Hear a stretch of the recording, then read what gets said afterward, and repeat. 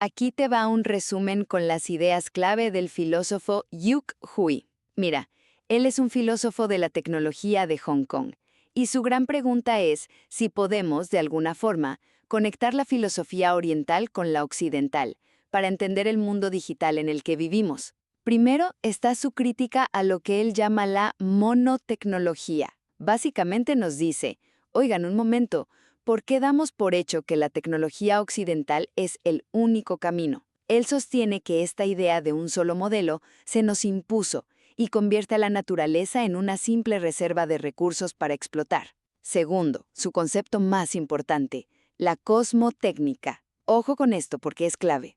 Para Hui, la tecnología nunca es neutral. Siempre, pero siempre, está unida a la visión del mundo de una cultura. Por ejemplo, en la filosofía china, una herramienta no solo tiene que ser útil, sino que debe estar en armonía con el universo, con el Tao. O sea, no solo importa que funcione, sino cómo encaja en el todo. Y finalmente su gran propuesta, la tecnodiversidad. La idea es sencilla pero súper potente. Así como el planeta necesita biodiversidad para estar sano, nosotros necesitamos una diversidad de tecnologías. Y no se trata de rechazar lo moderno, para nada. Se trata de que cada cultura adapte la tecnología a su propia visión del mundo, abriendo así la puerta a muchísimos futuros posibles. No solo a uno. En esencia, Yuk Hui nos invita a romper la idea de un futuro tecnológico único, para poder reimaginar y Rodeados construir de mundos mucho presencias más diversos. extrañas. Un perfil en una red social que nos representa, pero que, bueno, no somos nosotros. Claro. Un meme que parece tener vida propia, ¿no? Contagiándose por todo Internet. Sí, sí, como un organismo. Exacto. O un video que recomendamos y que, de repente, moldea la opinión de miles. Pasamos gran parte del día interactuando con estas cosas. Pero si nos detenemos un segundo, la pregunta es casi de ciencia ficción. ¿Qué son realmente? Es la gran pregunta de nuestro tiempo, y es mucho más profunda de lo que parece. La respuesta fácil es decir, son ceros y unos, es código. Claro, lo típico. Pero eso es como decir que la Mona Lisa es solo un conjunto de pigmentos químicos sobre tela. O sea, se nos escapa por completo la esencia. Totalmente. Y para intentar responder esa pregunta, hoy vamos a meternos de lleno en un texto que, aunque se publicó en 2016, es más relevante que nunca. Se trata de Sobre la existencia de los objetos digitales, del filósofo Yuk Hui. Un libro fundamental, sin duda. Así que hoy nuestra misión es esa. Vamos a analizar sus ideas para intentar entender, de una vez por todas, de qué va realmente este mundo digital en el que ya no solo vivimos, sino que de hecho existimos. De acuerdo. Empecemos a desempacar esto. La primera idea de Hui que, honestamente, me voló la cabeza es que estamos pensando en todo esto de la manera equivocada. Creemos que se trata de código, de ceros y unos en un disco duro, pero él dice que no, que ese es apenas el primer escalón. Habla de órdenes de magnitud. ¿A qué se refiere con eso? Suena un poco... Intimidante. Es más sencillo de lo que parece. Imagina un archivo de música. El primer orden de magnitud son los datos puros, los ceros y unos que son ilegibles para nosotros. Ok, el código crudo. Exacto. El segundo orden es cómo la computadora interpreta eso y lo convierte en una canción que podemos escuchar.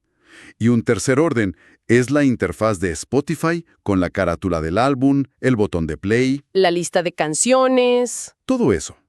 El objeto digital existe en todas esas capas a la vez. No es solo el código. Ok, eso tiene sentido. No es solo la materia prima, sino también cómo se nos presenta y cómo interactuamos con ella. Pero entonces, si no es el código, ¿cuál es la definición de Hui? O sea, ¿qué es lo que une todas esas capas? Aquí está el núcleo de su argumento. Para Hui, un objeto digital es, y esta es la idea clave, datos que están estructurados por metadatos y esquemas. A ver, olvidémonos de los datos por un segundo.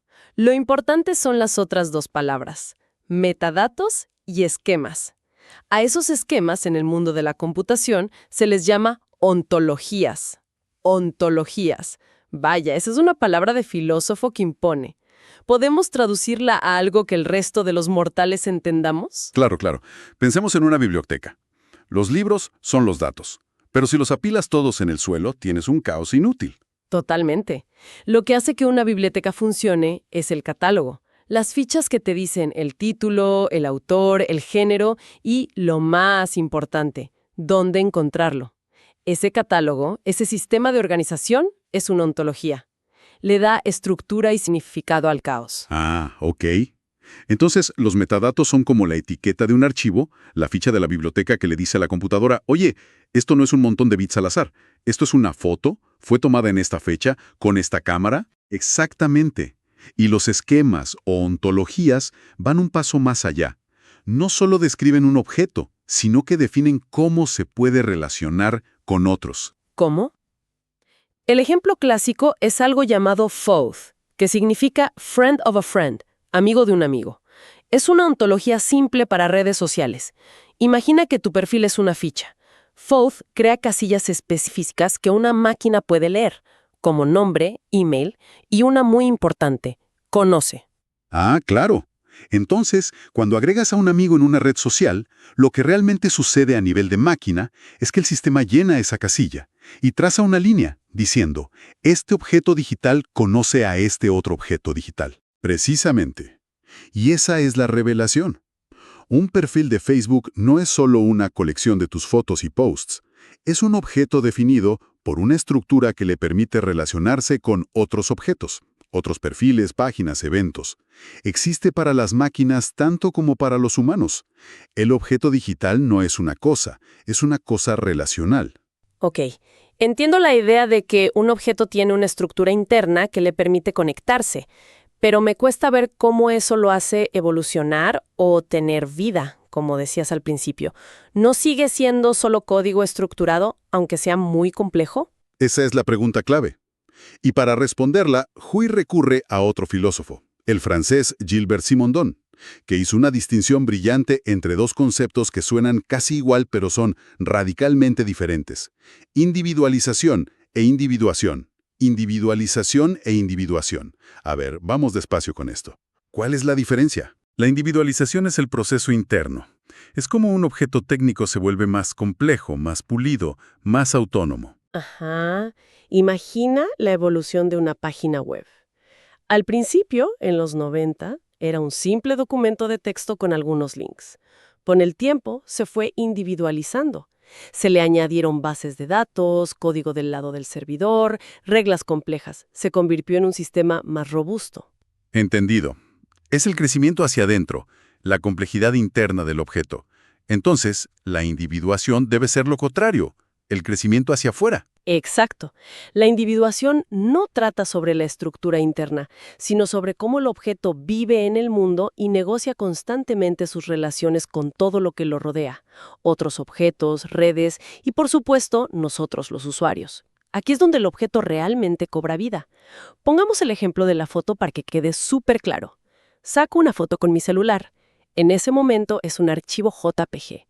Eso sería su individualización. Perfecto. En tu teléfono es un objeto individualizado. Tiene una estructura interna, metadatos, pero está, digamos, dormido. Ahora, ¿qué pasa cuando la subes a Instagram? Bueno, de repente la gente empieza a darle me gusta, a comentarla, le pongo hashtags para que se conecte con otras fotos, etiqueto a mis amigos, el algoritmo decide a quién mostrársela. Ahí está. Todo eso que acabas de describir, los likes, los comentarios, los hashtags, las etiquetas, las decisiones del algoritmo, es su proceso de individuación. Claro. Ya no es solo un archivo, se ha convertido en el centro de un evento social y técnico que está en constante cambio. Su identidad ya no reside solo en sus píxeles, sino en esa red dinámica de relaciones. El esqueleto, digamos, ha cobrado alma. Wow. Eso cambia completamente la perspectiva. ¿Significa que el mismo archivo, la misma foto, es un objeto diferente si está en mi disco duro versus si está en Facebook con 1000 likes? Radicalmente diferente. En tu disco duro es una cosa. En la red es un acontecimiento. Ya no es un sustantivo, es un verbo. Está siendo constantemente a través de sus interacciones. Entonces, si todo se trata de las relaciones entre estos objetos, ¿qué significa eso para nosotros, los humanos, que se supone que estamos al mando? Huy tiene un término para esto también, ¿verdad? La interobjetividad. Sí, Y es una idea provocadora. Durante siglos hemos pensado que el mundo se organiza a través de la intersubjetividad, las relaciones entre personas, las culturas, la comunicación humana, básicamente. Exacto. Hui argumenta que hoy vivimos en una era de interobjetividad, donde las relaciones materializadas y automatizadas entre objetos digitales están empezando a estructurar nuestra realidad de una forma mucho más potente. Espera un momento. Eso suena bastante fuerte, casi distópico. ¿De verdad estamos diciendo que la conexión entre mi perfil y el de un amigo es más importante que nuestra amistad real? Me suena a exageración. No se trata de importancia emocional, sino de poder estructural. Tu amistad es, por supuesto, más importante para ti, pero la lógica de la red, la interobjetividad, es la que decide qué noticias ves, qué productos se te antojan, qué recuerdos te muestra. Incluso con qué gente nueva me podría conectar. Ahí está.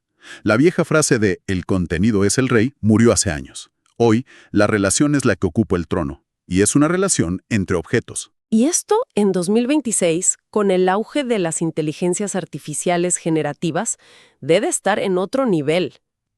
Totalmente. Aquí es donde entra el último concepto clave de Hui, la protensión terciaria. Para entenderlo, pensemos primero en la retención. La retención es la memoria. Una base de datos es una forma de memoria externa. Ok. La protensión, en cambio, es lo opuesto. Es la anticipación, la proyección hacia el futuro. Como el autocorrector del celular. No solo recuerda las palabras que ya usé, o sea, la retención, sino que intenta adivinar la siguiente palabra que voy a escribir. Eso sería la protensión, ¿no? Es el ejemplo perfecto para empezar. Ahora escala eso a todo. Piensa en Spotify. No solo recuerda las canciones que te gustaron, la retención. Claro, usa esos datos para construir un futuro posible. Tu lista de descubrimiento semanal está literalmente fabricando una versión de tu futuro gusto musical y presentándotela. Eso es protensión terciaria a gran escala.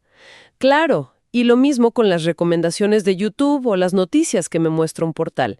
Están construyendo mi futuro segundo a segundo basándose en mi pasado. Y con la IA generativa esto se vuelve aún más explícito. Pensemos en una herramienta que convierte una foto en un cuadro al estilo de Van Gogh. La máquina no está aplicando un simple filtro. Pero que es plausible. Tu sala pintada como si lo hubiera imaginado Van Gogh. Nos presenta un futuro posible, aquí y ahora. Esa es la interobjetividad moldeando activamente nuestra percepción y nuestra estética. Ok, mi cabeza está dando vueltas. Recapitulemos. Estamos en un sistema técnico global donde los objetos digitales no son solo archivos, sino entidades que evolucionan, se definen por sus relaciones y que, a través de algoritmos, y a través de algoritmos de IA, no solo recuerdan nuestro pasado, sino que anticipan y moldean activamente nuestro futuro y nuestra realidad. La pregunta del millón es, ¿esto es bueno o es malo? ¿Cuál es la conclusión crítica que nos deja Hui? La reflexión final es que este sistema no es neutral, no es una herramienta imparcial. Todo este edificio digital está construido sobre una lógica muy específica, una ontología computacional que viene de la tradición filosófica occidental y que prioriza la eficiencia, la cuantificación, la clasificación. la lógica formal. La lógica formal. Hui, siguiendo al filósofo Edmund Husserl, nos advierte sobre el peligro de esta tecnicización de la experiencia. O sea que el problema no es la tecnología en sí, sino que la visión del mundo que está programada en sus cimientos es muy, muy estrecha. Como si quisiéramos describir toda la riqueza del universo usando solo números. Exactamente esa es la advertencia. Cuando forzamos la complejidad de la vida, la cultura y la experiencia humana a encajar en las casillas predefinidas de una base de datos, corremos el riesgo de aplanar esa riqueza, de perder todo lo que no es cuantificable. Claro.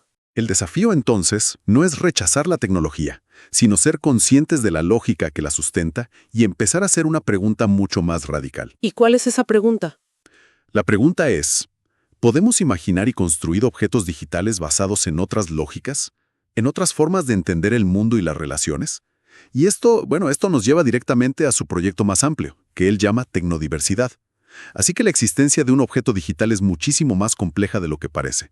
No es un estado, es un proceso, un devenir constante, definido por sus relaciones y gobernado por una lógica invisible, pero poderosísima. Y esa lógica, esa forma de ordenar el mundo que hemos codificado en nuestras máquinas, no es la única posible, ni tiene por qué ser la mejor. Lo que nos deja con un pensamiento final para la reflexión, una pregunta que realmente abre nuevas puertas. Si toda la tecnología digital que usamos hoy es producto de una cosmología particular, la occidental, que valora la universalidad y la eficiencia por encima de todo, ¿qué tipo de tecnologías y de objetos digitales podrían surgir de otras cosmologías, como las de los pueblos originarios de Latinoamérica? ¿Cómo sería un objeto digital diseñado no para la extracción de datos y la predicción del consumo, sino para el cuidado colectivo o la preservación de la memoria ancestral?